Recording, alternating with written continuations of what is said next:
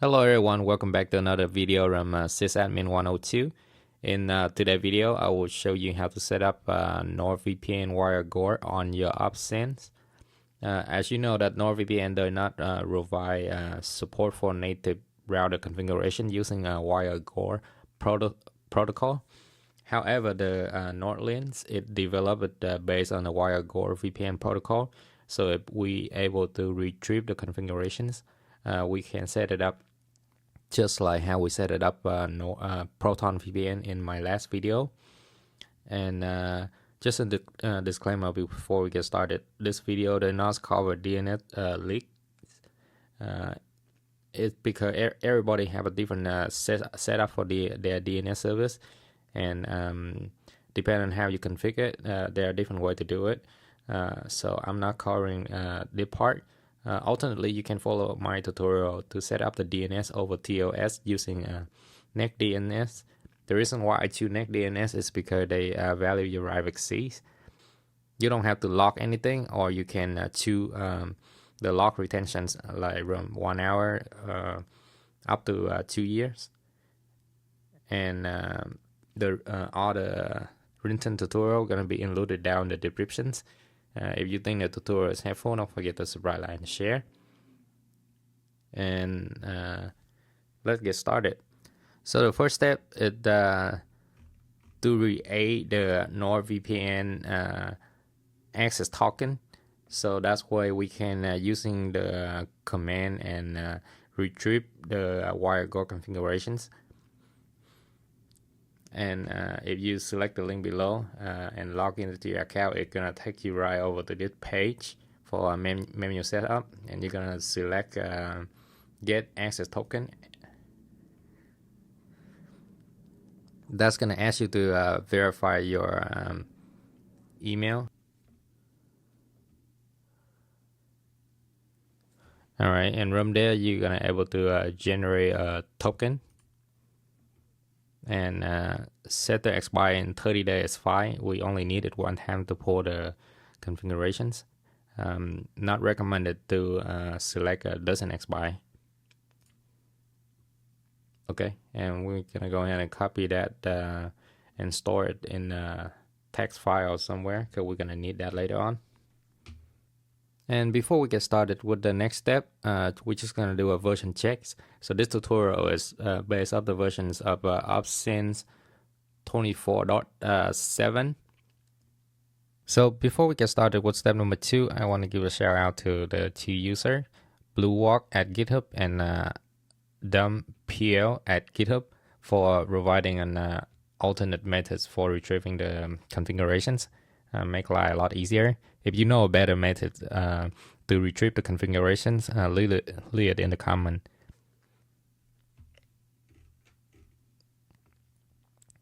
And for step number 2, it's simple and it's quick and easy. If you're on Mac or Linux operating system, for Windows, we have to work around and get it to work with the command. Because the command itself only it doesn't work on command prompt or Windows PowerShell. So we have to work around it. I'll show you how to do that. But first, I'm going to show you how to run this command on Mac OS. It's super straightforward. Just copy and paste the first command into your terminal. And that's going to return some value. So the only two things that you really need is the endpoint IP address and the second one, which is the public key. And I actually included down here how you interpreted the parameter. So the address is always the same, 10.5.0.2 /32. This is the default for NordVPN. And for the DNS, you can use the NordVPN DNS server. It doesn't matter with my current setup. It really doesn't, because it got all the query gonna go through unbound DNS, and it's gonna go out to the DNS over TLS that I set up. However, I included the DNS server in here just in case that your setup is different than mine. And next, the next command gonna give us the private key So you would copy the command, and then you would replace the token all cap with the token that we generated earlier. And same thing, you're gonna, once you've done that, you're gonna copy and paste this into the terminal. And that's gonna give us the private key. So you're gonna need the private key to set up the instance. And you can keep it open on the terminal, or you can copy the value into a text file, because we will need it in the next step. And if you are Mac or Linux user, you can skip to the next step. If you're Windows user, I'm gonna show you how to retrieve the. All right, so we're gonna open PowerShell on Windows.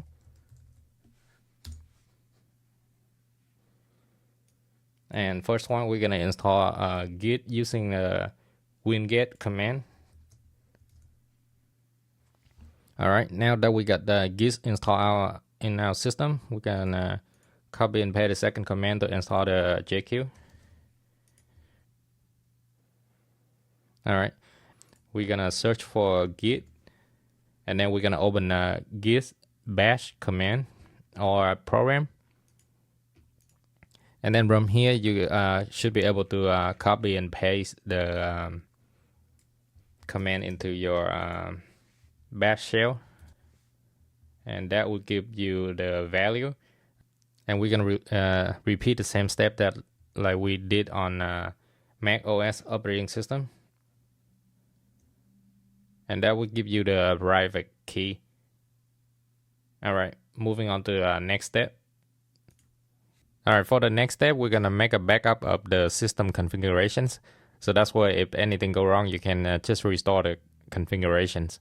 So when you go to system and configurations and backups, and from there you can download the configurations. Highly recommended to encrypt the configuration file, put in your password and confirmation, and then you can download the configurations. And from there, if anything go wrong, you can browse the backup configuration, and then if you input a password, you will check configuration file, encrypt, put in the password, and then restore the configurations, and that's gonna restore all the setting back to before you start setting up the NordVPN. All right, next step, we're gonna read a WireGuard peers. So you need to go down to VPN and select WireGuard and then peers, and then from here you can add a new one. We're gonna call it NordVPN -US California, and then gonna have a server number. You can get that from the terminal, which we get it from the first step, 9280. You don't have to name it like this though. You can name it whatever you choose. And then for the public key, this is gonna be the public key. We're gonna copy and paste that in there. And allow IP address. We're gonna allow 0.0.0.0 and /0. So this is a wildcard. It's gonna allow our IP address. Gonna do semicolon and then /0. So this is for IPv6. Although we're gonna disable IPv6 to prevent IPv6 leak, I'm gonna include it in there anyway, just in case. And for the endpoint address, again, you can get it from the terminal, which is copy and paste that IP address in there. And the endpoint port, it's gonna be the default, which is 51820. If that's the case, you don't have to put it in here. Instances, we're gonna leave it like that because we haven't created one yet. Keep a light interval, gonna be 25 seconds. And once you've done that, we can save it. And we can select apply. All right. And moving on to the next step, we're gonna create an instance. All right, so we can head over to instances tab, and then we can add a new one. I'm gonna enable advanced mode as well. I'm gonna call it WG_NordVPN. And then from here, we're gonna need the private key. Again, you can get that private key from terminal. The second one. All right, and listen port. If you have multiple instances, make sure that you're gonna use the one that currently unused. You cannot use multiple instances using the same port. It's not gonna work like that. So I'm gonna use 51A22. If this is your first one, you can use 51A20, which is the default port for WireGuard, which is fine. MTU. If you're using any other, 1420 is fine. If you're using DSL or triple PoE, 1412 should be the MTU for it. And then DNS server. I have on my written tutorial the DNS server for NordVPN. However, depend on your setup. In my scenario, it really don't matter. However, for the purpose of the tutorial, and I'm not sure how you're gonna set your thing up, I'm gonna include it in here anyway. And then tunnel address. Tunnel address for NordVPN is gonna stay the same every time, so you can use this. Actually, I'm gonna dig to update it to the 10.5.0.2 as well. All right. And then peers, from here, we're going to select the one we just created earlier, NordVPN. All right, and we're going to disable route and gateway. It's going to be 10.5.0.3. So just +1 from your tunnel address. And once you've done that, we're going to select set. And we can select apply. All right, moving on to the next step, we're gonna assign an interface. So we head over to interfaces and go down to assignments. And from there, we're gonna select WireGuard NordVPN, and we're gonna add. And after you've done that, we're gonna select WireGuard NordVPN to enable it. So we're gonna select enable interface. You have the option to prevent interface removal. This is the option now. It's up to you. You want to select it or not. And when we've done that, we're gonna save it. And we can select apply changes.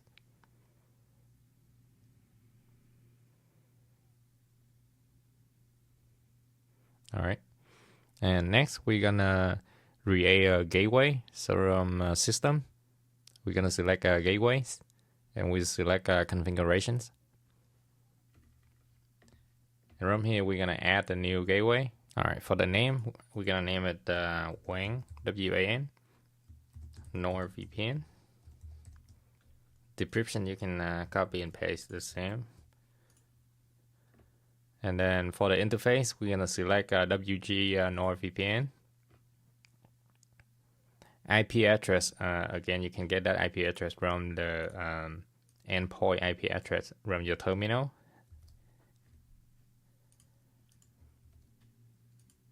And we're gonna select a FAR gateway, and we're gonna uncheck the disable gateway monitoring, and monitor IP address. We're gonna use the same IP address like up there. And once you've done that, we're gonna select set and apply. All right, moving on to the next step, we're gonna go to firewall and aliases. We're gonna create a new alias. So we're gonna add a new one, and we're gonna call it WG underscore NordVPN tunnel. And then the tab, this depends on what you're gonna input down here in the content. If you only sending the traffic, well, allowing that IP address to tunnel through the NordVPN, then you will put the IP address here, and then you select host, individual IP address. If you want to select the whole subnet, you will select a network, and then SK, I'm gonna passing the whole LAN network to it. So I'm gonna select LAN network, And for the decryption, I'm gonna say localhost on net that will access the tunnel. And once you've done that, we can save it. And if you follow my tutorial before, you should have the RFC 1918 network alias created already. However, if you haven't, you just select add a new one, and then here are the parameter for it. Name just RFC 1918 underscore network, and then the tab is obviously going to be networks. For the content, it's going to be the 192.168.0.0/16 and 10.0/A 172.16.0.0/12. And decryption, you can just put the RFC 1918 underscore network. Alright, and once you've done that, you can select apply. Alright, moving on to the next step, we're going to set firewall rules. So I'm going to head over to rules, and then we're going to select LAN. And from here, we're going to add a new one. And the only 4 parameter you need to set is source is going to be the alias that we just created. So it's going to be WireGuard NordVPN tunnel. And then for the destinations, you're going to select invert. And then from here, we're going to select the second alias that we just created, the RFC 1918.